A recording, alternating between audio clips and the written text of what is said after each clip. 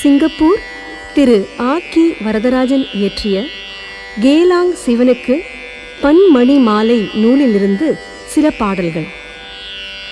கைலையுறை பெம்மானே காப்பு.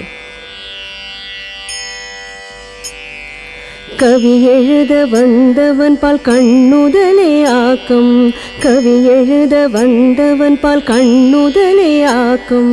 செவியில் தேன் ஊற்று வகை சேர்ப்பாய், செவியில் தேன் ஊற்று வகை சேர்ப்பாய்.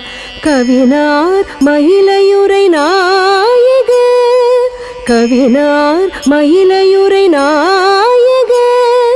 மாதொரு பாக கையிலையுறை நீகேதான் காப்பு, கையிலையுறை நீகேதான் காப்பு, கையிலையுறை நீகேதான் காப்பு.